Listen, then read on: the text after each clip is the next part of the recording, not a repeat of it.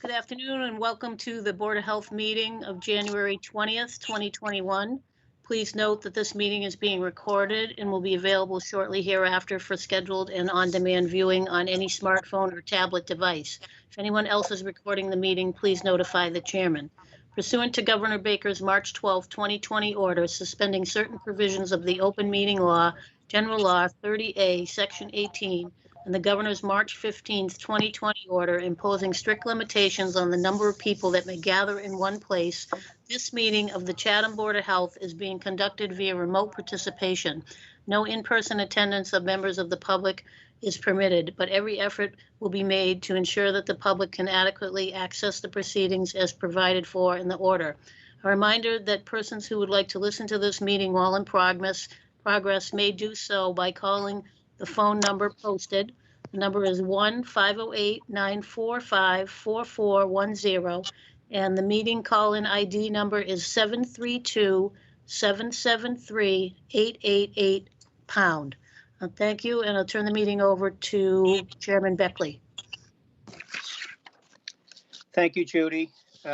First thing I'd like to do today is to establish that we have a quorum of the Board of Health members on the call. So when I call your name, please indicate whether you're on the call. Dr. Hanson. Present. Ron Broman. Present. Ed Sheehan. Present. And I'm present, John Beckley. So we have all four active members on the board on the call. Let's get right to the focus of today's special meeting, which is a consideration of a amended declaration of public health emergency order, and I'd like Judy to introduce that at this time. Judy? Yes. So at the last meeting, we discussed the idea of including public places, including retail and professional offices, to the existing emergency order, which requires that when people have employees that are test positive for COVID, that they post it, and they also let us know at the Board of Health so we can follow up with them. And the requirement is that they close for 24 hours and undertake a deep cleaning and disinfection. Would you like me to read the new wording that was added, John? I think that'd be useful, yes. So what we added to, and I can actually, I'm going to share my screen as well, so perhaps people at home can see it. I can figure out how. So in red, you can see on the screen is what was added. Well, at the top, the first paragraph, we added patrons of all retail establishments, professional offices, and governmental postal facilities. So those are the ones that are included in this order. The wording is all business establishments open to the public, including retail, professional offices, and government/postal facilities, shall inform the Board of Health of any positive cases of COVID-19 amongst its employees within 24 hours of management being notified of such positive cases. All such businesses open to the public shall notify the public of the incidence of any confirmed positive cases of COVID-19 at the establishment among its employees by physically posting conspicuously at each entrance a written notice thereof at the establishment, on the establishment's website and or on the establishment's social media presence. Said notice shall be posted immediately upon receipt by the establishment's management of notice of the positive cases, and said posting shall be maintained for a minimum of 96 hours until all contact tracing is complete. All such businesses open to the public shall close for a minimum of 24 hours following notice of confirmed cases of an employee and undertake a deep cleaning and disinfection of the establishment in accordance with CDC guidelines prior to reopening. So that's what was added to the existing language, which included food service establishments. Gotcha. All right, so that's what we have before us as board members to consider. Why don't we have some discussion on this? Board member? Yeah, this is Noble. I had a suggestion to add something to that paragraph where it says positive cases of COVID-19 amongst its employees within 24 hours. I would add the language that was in the original order of October 5th, among its employees and staff, comma, patrons, comma, or vendors. So it's a little broader, and it would mimic the language done for restaurants, but put that in the order that extends to business. But I had talked about this last time. I'm very much in support of it. I think looking forward, it would hopefully have solved the problem we had at the North Chatham Post Office much earlier. And I think in this time where there's such a rise in cases that it's appropriate. Those things would be the triggering events in my mind. Thank you. All right, so that's one suggestion, to add that wording to make it parallel in its design and content to the other order. I also have a comment about the 24 hours. Shall inform the Board of Health within 24 hours. Two questions. Shouldn't it be ASAP or no later than within 24 hours? And then secondly, how does it work now, Judy, if a restaurant owner received word that one of their employees was tested positive and it's a Saturday? How do they affect notification to your office? Usually I get an email, and I do monitor my email all weekend. So that would be Okay. the most likely way. If it's during the week, I will often get a call. But I've told people that if they need me on weekends, because they have asked me, and I've said, just send me an email and I will respond as soon as possible. Okay.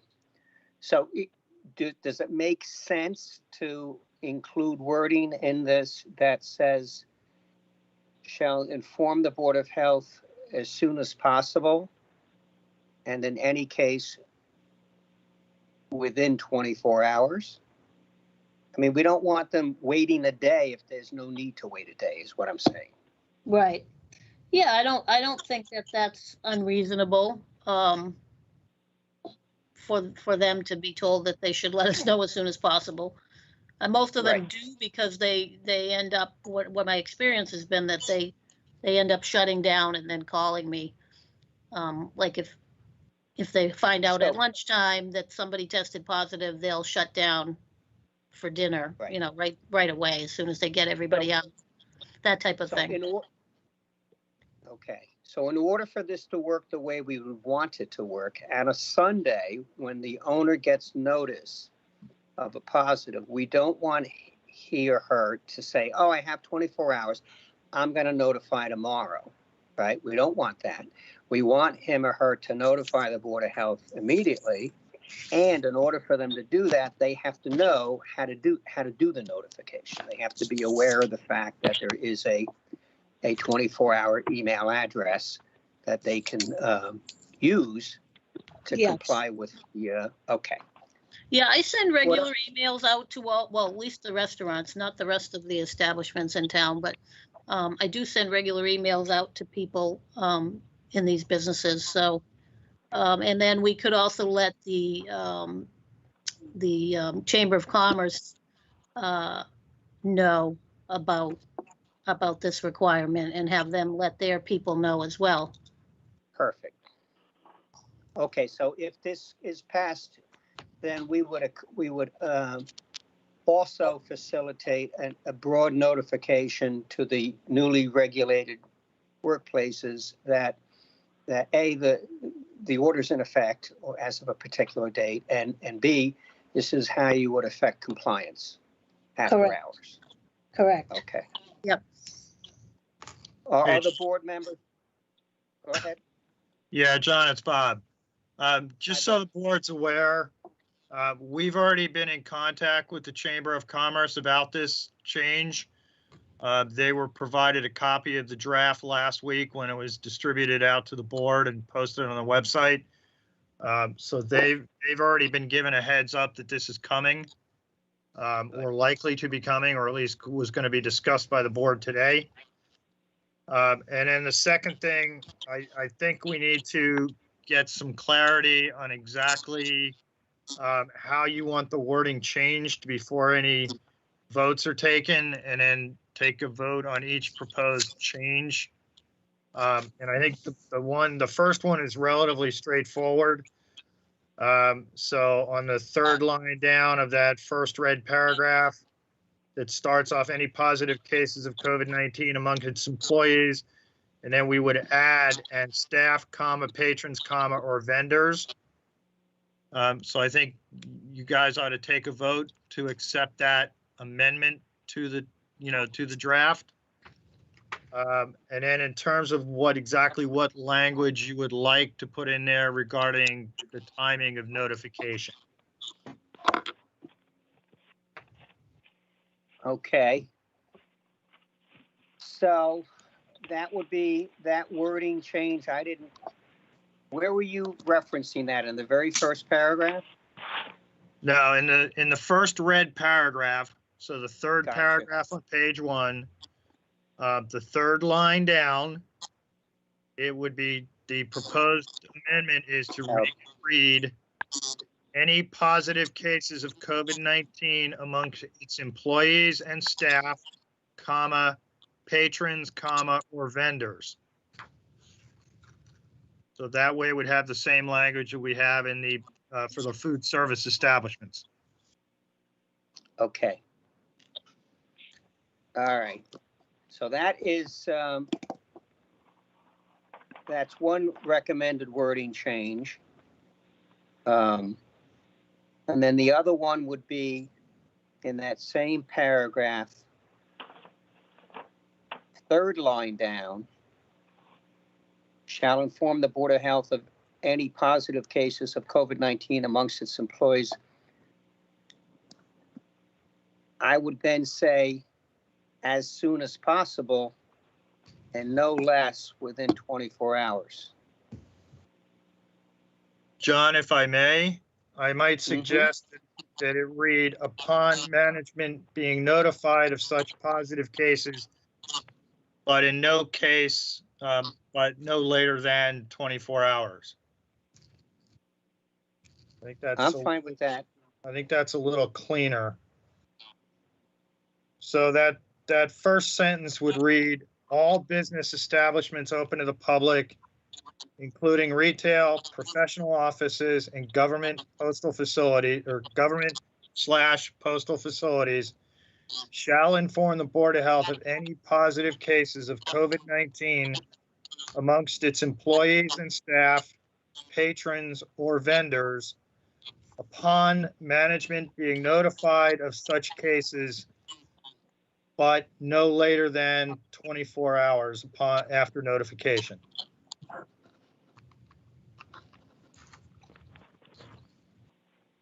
Okay. What do other board members think about that wording? Is that okay? I think, Ron Broman, I think it's fine. It's a good change. Okay. Yeah, this is Noble. I agree with that. Okay. So why don't we get a motion on the table right now to formally revise the wording of our draft order to reflect. Yeah, Ron Broman. Okay, Ron, you're making that motion to that. Yeah, I'll make the amend motion the to make order the two changes. Yes. to reflect the two wording changes we just discussed. We discussed, right. Do I have a second on that? Second, Ed Sheehan. We have a second. Any further discussion on that wording change? Anybody from the public wish to comment on the wording change? Okay, when I call your name, please indicate how you vote on the motion to change the wording. John, there was Dr. one member of the public has their hand up. I did not see that. I'm sorry. Who is that? John, it's Alan Ward. I'm signing in. Okay, Good for you. Welcome, Dr. Ward. And we have a hand raised by, I believe it's Elaine Gibbs. Yes, thank you. Elaine Gibbs. Elaine, please comment on the wording change we're proposing to make here. The wording change I think is fine, but before you actually approve the whole thing, I just have one or two suggestions on the whole document in terms of actually. We're not, Okay. Elaine, we're not to the point where we're considering voting on the order quite yet. Okay, thank you. Just hold off for a couple of minutes and then we'll bring you back. Okay, so I'd like to call the vote on the wording changes that we just moved and seconded. Dr. Hanson, are you okay with the proposed wording changes? I approve of the wording changes. Ron Broman, Yes. Ed Sheehan, Approved. Dr. Ward, In favor. and I'm in favor as well. Okay, so now we have our revised draft order. And I guess it would be appropriate at this point. Well, why don't we see if we get a motion to approve the new order as amended? Can I get that on the table first? Yes. Ed We Sheehan. have a motion. We have a motion from Ed to approve the order. Do we have a second? Second, Ron Drummond. We have a second from Ron Broman. Okay. Before we vote on this, I'm going to invite anybody from the public to comment. So Elaine Gibbs, if you'd like to comment at this time, please do. Thank you. My only recommendation would be that somewhere in the order, probably at the bottom, that you actually have the contact information with an email address and a phone number that would be accessible, even if it's on a weekend. So there's no confusion. And then secondly, I would just hope that obviously when this report comes in, that the Board of Health members would be notified, as quickly as possible as well. Okay, thank you. Judy and Bob, what do you think about the idea of adding the contact information at the bottom of the order?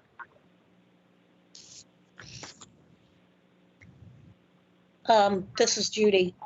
I'm not sure I want to add, I don't know which phone number I wouldn't want to add my cell phone number. My email address is fine. We could put that in the order. But it's also available on the website as well, so. Yeah, I mean, I understand the concern, John, about getting it out to people. As Judy said, I'm somewhat reluctant to put a person's cell phone number in the order. Obviously, we have regular contact with all these businesses. They know how to, contact us at off hours, on holidays or weekends, because they all do it on a fairly regular basis, especially the restaurants. The other business establishments, not so much. But we can make sure that information is given out when the order itself is put out.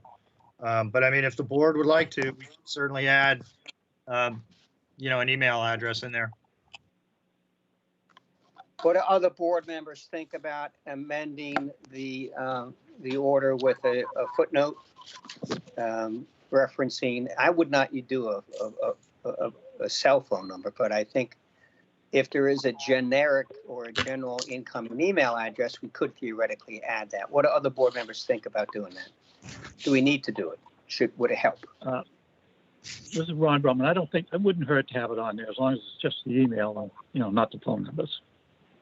I mean, one thing we could do, John, is we could set up an email account strictly for this that Judy and I would have access to, and Diane, basically, so anybody, could get it and respond. We did set up a special email account last spring for a public comment period that we had, so that's easily doable. And then we just give access to it to the various staff in the health division. Bob, would we be able to use the EOC email?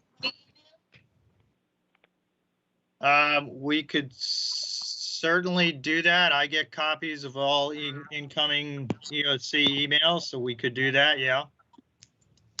that's a thought. I like that actually, because we're not creating something else. We're simply tapping into an existing infrastructure feature. Yeah, the only reluctance I have with that, John, is if we do get into a situation where, you know, we have a blizzard or something and the EOC email is being used for a lot of other traffic. You know, I think in this case, we may want to keep this separate. Okay. You know, so it's just an email account for this purpose. Okay. Noble, what are you thinking?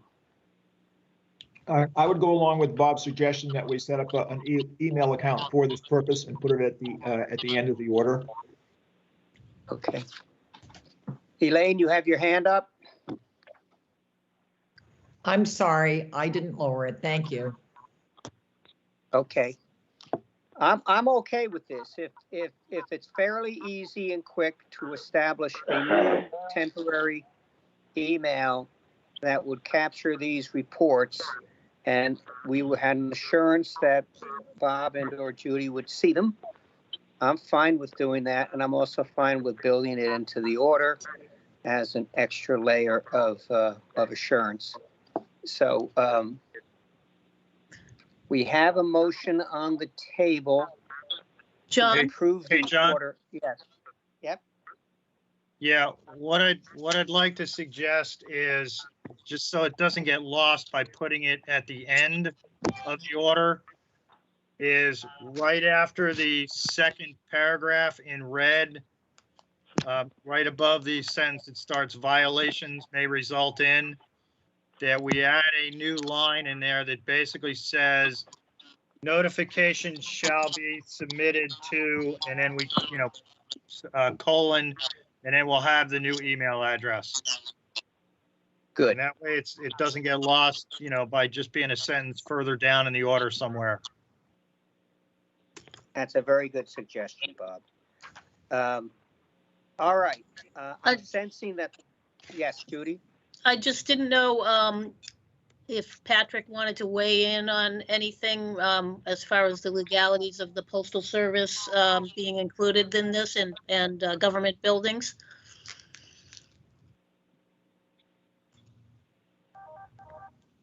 I'm happy to weigh in, Mr. Chairman, if you'd like. Please do. Good afternoon, members of the board. This issue has obviously been a very hot one, not only here in Massachusetts, but all across the country in terms of postal facilities complying with local or state mandates regarding the COVID pandemic. The United States Postal Service is a federal agency. It is the United States government by virtue of its establishment by the Constitution of the United States, in fact. And within the Constitution, there's a frequently cited clause known as the Supremacy Clause, which basically says that the federal government and its agencies shall have supremacy over any and all state or local governmental entities in terms of their operations. What the United States Postal Service has done since the COVID pandemic broke out is adopted multiple policies and guidelines, both for its employees and its patrons. The primary emphasis within those regulations and guidelines, as I've reviewed them, relates to the employees of the United States Postal Service. As a large-scale employer, the USPS is obviously obligated to comply with federal health and safety mandates for employees, and its policies and guidelines have pretty much focused on that component of its task. Nonetheless, it has adopted standards for the wearing of masks, for social distancing, and other preventative measures that are imposed throughout the country at all postal facilities. The Postal Service considers local and state mandates or regulations regarding COVID to be supplemental to its own policies and procedures. It does have the policy that it will comply with such local mandates and requirements as an accommodation to the local governments. In that instance, what the post office is doing, as is noted in several court cases regarding its independent status, is choosing to pursue, quote, a policy of intergovernmental cooperation, end quote. By so doing, the Postal Service may very well accede to or follow local or state mandates or requirements relative to COVID. I would suggest, however, that should it choose to exercise its right under the Supremacy Clause, it would be very difficult as a matter of law to compel the Postal Service to abide by the state or local regulations. Again, that's not to say that they will not cooperate and will not follow those proceedings. It really comes down to whether or not the Postal Service will adopt a formal position or a formal policy that is exempt from these state or local requirements pursuant to the Supremacy Clause. In my prior correspondence with staff, I had suggested that we reach out to the postmaster to determine the level of willingness to cooperate with the town's orders and mandates in this regard. I presume that that has been done and that will be the course of action we will follow. I do not, as a common sense measure, see how the Postal Service could justify not following the orders of the Board of Health or the recommendations of the local board as well as those of the Commonwealth in the interest of preserving and maintaining public safety. That should be every governmental agency's objective and desire during a pandemic like this. So my suggestion is that we continue to pursue the course of action we have.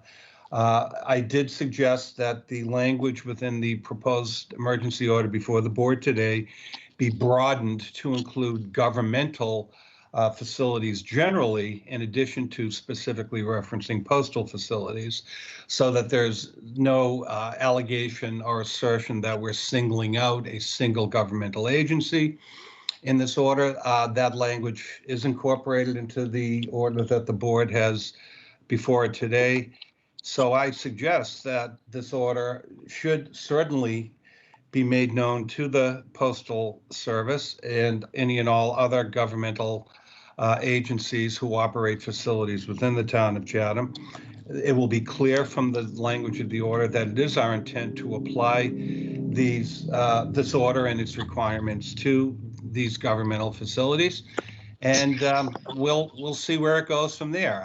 As I said, my hope would be that the USPS would be willing to cooperate in the interest of public safety and in the interest of the well-being of its own patrons who are citizens of the town, and that we will have a mutually accommodating relationship going forward. Very good, Patrick. Thank you. Any questions from board members for Pat Costello, Town Council?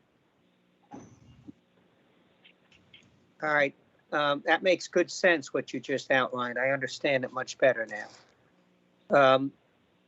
I think we're at the point where we were prepared to vote on the order, but I think we need to make one final amendment regarding adding a notation within the order directing reporting to a particular email address. Am I correct with that? Is that where we are, Judy? Yes. Yeah, John, what I drafted, because I've been revising the draft as you guys vote.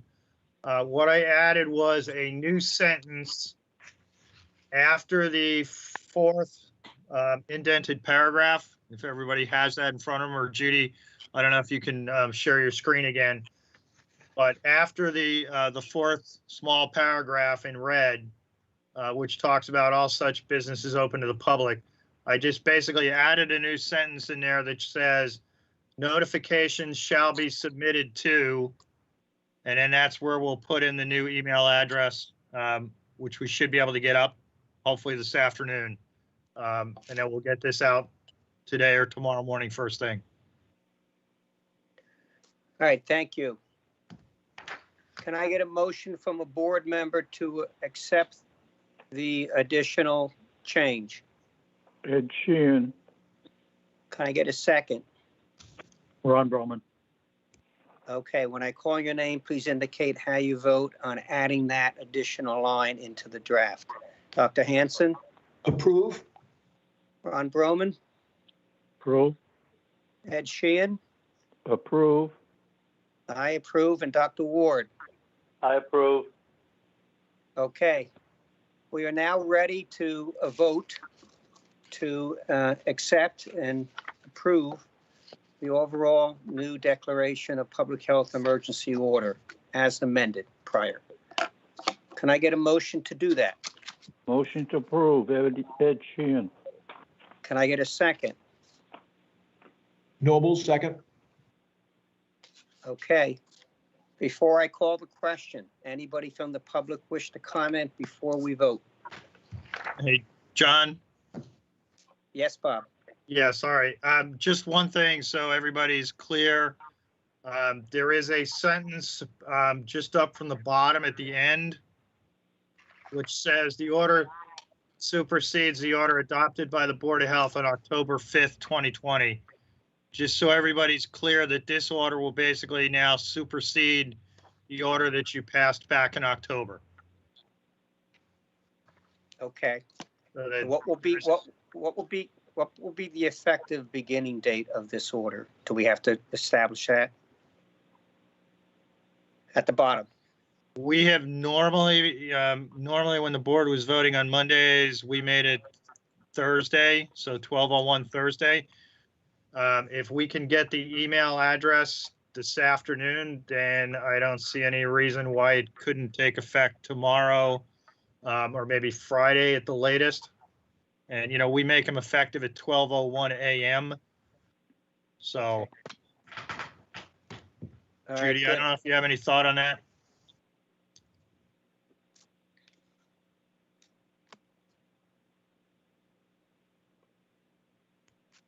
That's fine with me, Bob. I think maybe Friday, 12:01 a.m. would be perfect. Okay. Yeah, that gives us time to, get it out to the chamber and post it on the website and, all that kind of stuff and get the email address set up. All right, very good. I'd like to call the question now. When I call your name, please indicate how you vote on the order. Dr. Noble Hanson, Approve? Ron Broman, Approve. Ed Sheehan, Approve. I approve, and Dr. Alan Ward. I approve. Okay, motion passes.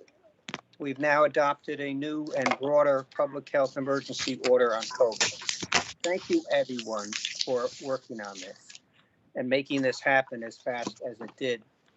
Before we leave today, we have a couple of little business items we need to do, which relate to accepting Board of Health minutes for 2 past meetings. The first minutes are for January 4th. Can I get a motion to accept the minutes from January 4th? Noble, motion to accept the minutes of January 4th? Can I get a second on that? Second, Ron Broman. Okay, when I call your name, please indicate how you vote on approving the minutes of January 4th. Dr. Hanson, Approve? Ron Broman, Approve. Ed Sheehan, Approved. I approve, and Dr. Ward? I approve. Okay, can I get a motion to approve the minutes of January 11th? Noble, approve the minutes of January 11th? January 11th. Can I get a second? Second, Ron Broman. Okay, when I call your name, please indicate how you vote on approving the minutes of January 11th. I'm not going to call you, Dr. Ward, because you were not at that meeting. Right. So Dr. Hanson, how do you vote on approving the minutes of January 11th? Approve? Ron Broman, Approve. Ed Sheehan, Approve. and I approve. Okay, that's the business the end of our business for today, everyone. Thank you for Excuse, showing up. and excuse me, There's participating. one. John? Judy? John, Yes, it's Diane. We have the next two meetings on February 1st and February 8th. The February 1st is at 4 o'clock PM. We changed the 8th to 3 PM, but we have right now 6 items on the agenda for the 8th. Is it worth it? Do you think we have to be done by 5 for planning board? Do you think we should move it to 2 PM? We have to be done by 4:45 at the latest, so we don't run into the setup for the planning board. I guess we can move it to 2. It's okay with me. Is it okay with the Anybody? rest of the board? Would that be acceptable? Uh, I just don't want to run out of time. Ed Sheehan, I agree. Noble Ron Hanson, I Brumman, agree. So I'm Okay. hearing we're okay on February 8th, having that meeting start at 2. Okay, that'd be great, because since we have so much a full agenda, I think we'll need the extra hour. Okay, and then Uh, February 1st meeting remains Is that 4? Right, Okay, right. Okay, thank you. Judy, one other thing Yes. before we go. Isn't there an email from Ann Timpson that's supposed to be read into the minutes? That was for the last meeting, Ron, and that we didn't I'm get to sorry. it because we had to close out. And Yeah. that was put at the back of the meeting minutes last week, week. Okay, And that will be included in the, minutes when I post them. okay, thank you. Thank you. I think that's fine. Thank you. All right, everyone, thank you. We're doing good work here at the Board of Health, and I appreciate everybody's consideration and input, both the public and our board members and our staff. Thank you, everyone. Bye. Thank you, John. Bye, everyone. Thank you. Good night.